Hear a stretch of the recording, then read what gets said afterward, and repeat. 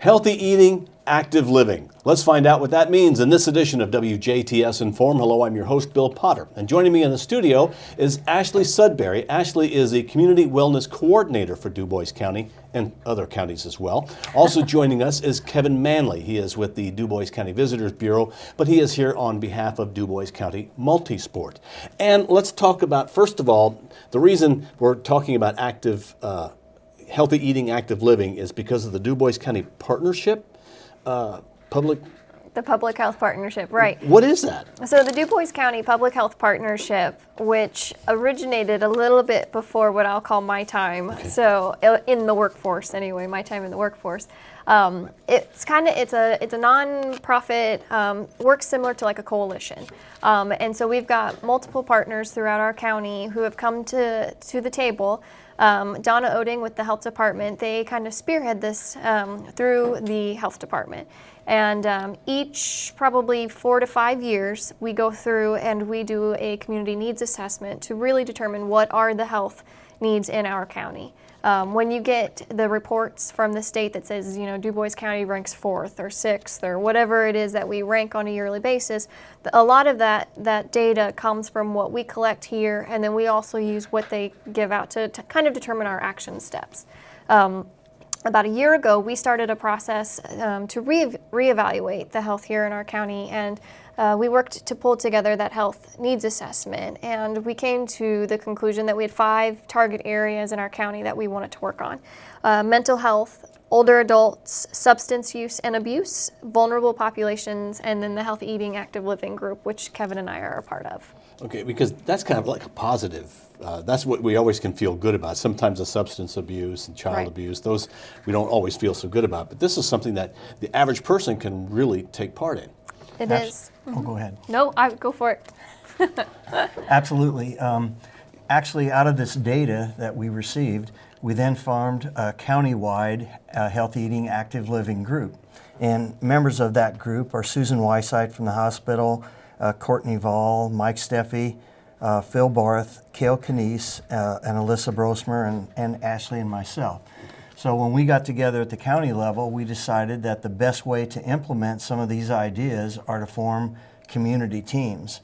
So all the members of our county group, our county committee, split up, and we're also members of, partly with Ferdinand and also Huntingburg and Jasper as well, to implement closer to the people. Okay, so how are we going to do healthy eating, active living? What are some of the ideas? What are some things you hope to accomplish? Well, each community is a little different, which is partly why we have broken into these subgroups. So when you look at the city of Huntingburg, last fall we did our I don't even know. Active living workshop. I should know this because okay. you know I sponsored this. We walked around the town. We did, yeah, we did a walk audit. And so coming out of that, using our group here, we're really trying to move some of those initiatives forward. So like complete streets policy was one of the things that came up. And I know Mayor Spinner's been working on the complete streets policy. Kevin was vital in working on a bike and pedestrian advisory council. And then from that, you know, a master plan. So that's something that's more specific to Huntingburg. And ideally what we'll do is we work forward in doing some of those initiatives. Once that's kind of a finalized product, we can share that with the city of Jasper. We can share it with the town of Ferdinand or whoever else might want that. But then we've got some other initiatives like in Jasper, you know, with our farmers market, looking at that. And if you want to talk about the event a little bit, that might, or some of the events. We're planning in the near future to have an event, a cooking event actually at the farmers market.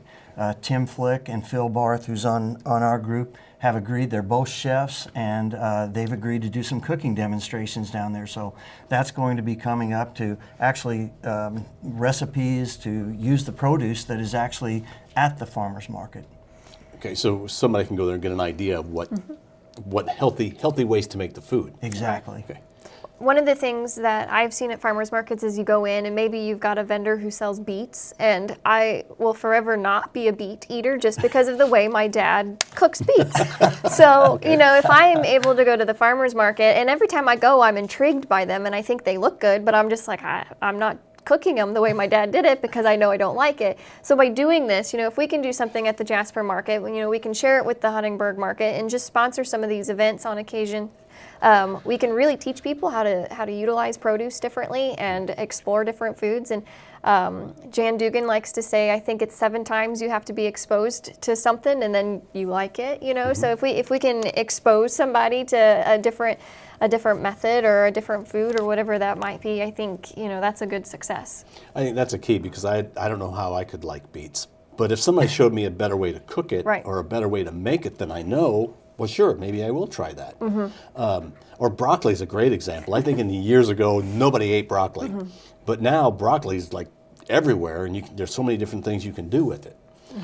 Well, what about the active living? The active living portion, and that's really kind of how I got involved with the public-private partnership, health partnership, was through DC MultiSport, because we're trying to promote health and wellness while giving back to the community. So I joined that group probably a year and a half, maybe ago, 2 years ago.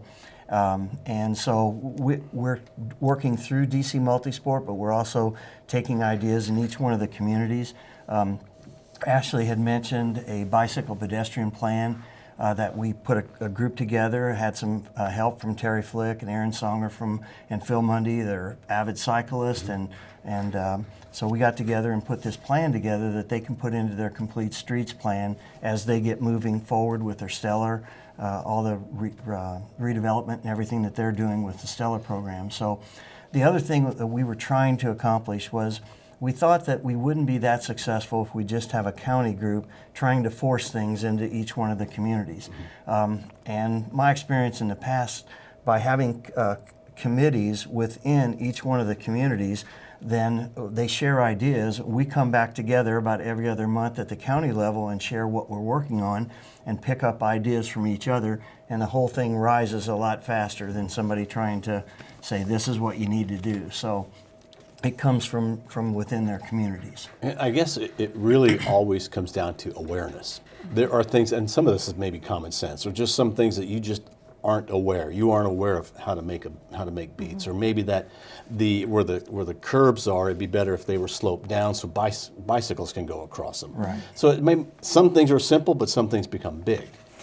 One of the things we learned at the Active Living Workshop over in Huntingburg last fall was the engineering, if you want to call it that really goes into making a community desirable for active living, for movement. And if you think about pushing a stroller or having a wheelchair, you know, when you have broken sidewalks, it might be easy for Kevin and I to step over that crack or, you know, step up a little bit. But if you're trying to get out and go with your kids and walk to the park, and you're having to push your stroller here, get off into the street, get back up onto the sidewalk, that can really hinder that choice of, am I, one, going to even go to the park today, or two, am I going to make the choice to walk and get a little bit more physical activity to get there or get back.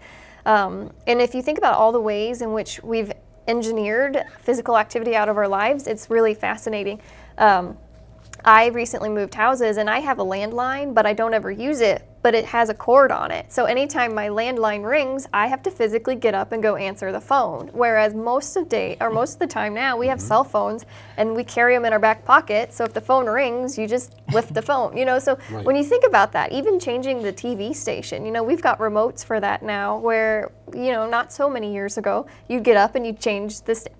It seems small, but the minute you start taking all those things out and you add that up, I mean, we really have done a good but bad job of engineering physical activity out of our lives. Exactly. That's why I was going to ask you, why is this important? And I guess it's for overall health, but because maybe we're not as active as we were. And I thought I saw a study recently that teenagers are as inactive as seniors are. Well, so the CDC recommends for adults, most adults, you should get about 10,000 steps in a day, and they also recommend 30 minutes of physical activity, whether that's in 10-minute spots or 30 minutes at one time, and you need to have that at least 5 days a week. And so, you know, I have my Fitbit on and I try to track myself, and I like to think of myself as being a relatively active person. I still struggle to get my 10,000 steps in a day or my 30 minutes 5 days a week. And so if I, can do things like parking at the back of the parking lot, or if I can make sure I'm just going to take a lap around the grocery store, not to buy anything, but just to get an extra few steps. And, those little things, that really does add up. And when you look at the generations, we're now living in a time where the generations coming up, the life expectancy is actually shorter than their parents and their grandparents because of the food and activity choices that we have made. That's why this is important. We always think, oh, we're getting better as time goes on. We've actually hit that point where now we're not. We're actually decreasing in our health. Well, I think what you said, we've kind of engineered that out of our lives. Right. And I know that, like, throughout Dubois County, there's multiple walking paths, bike paths, places to go. Are people using them? And what can you do to get them to use more? I just recently moved and I live on St. Charles Street, so I have a walking path in front of my house. There isn't a day that goes by that I don't see many people going up and down that. So one of the things that each one of our communities is working on is connectivity, and we have to provide safe walking environments for them, and having the proper sidewalks, like Ashlee had said, that are smooth and work well for people to walk on is very important. So when I know that one of the first projects, I think, in Ferdinand that Mike had told us that he's working on is there's a small part of sidewalk that they need to get put in yet, and they'll have connectivity all the way from their 5th Street Park all the way to 18th Street Park. And I think when that happens, they're becoming, and everything is connected around the Y, the library, community center, all that's already connected. So that's what we have to do first. We have to provide the safe environment for people to use it. And we're always encouraging people to look at our website, DC MultiSport, too, because we do have training on there. We've got different groups that ride, that cycle, that walk, run, whatever you want to do. There's different type of events and things on there, so we're trying to encourage that. The other thing that we're very fortunate, I think, in our county to have all the major businesses that we have. Well, one of the number one issues that we have, across the country really, is health insurance, and drives up the cost if we're not healthy. So anything we can do to stay healthy is going to help to make our companies a lot more profitable. Then they can give back to the employees, and Ray Snowden once told us as an elected official, he said, there is no good health insurance. The only thing that's important is staying healthy. So if we focus on that wellness aspect of it, our quality of life's better, just a lot less illnesses and things that we have to deal with. So that's really what our mission kind of is to get people active, to get them out there and going, and then taking advantage of the farmers markets and all this fresh fruit and vegetables and things that are actually out there. And thinking mindful eating, as Jan Dugan always said, is the part of healthy eating that I'm working on. Well, thanks to both of you for coming in. Anything else that you'd like to add? I think I'm good. Just watch for events or information that you guys will be putting out about this. Right. Okay. We've got a lot of things in the plans.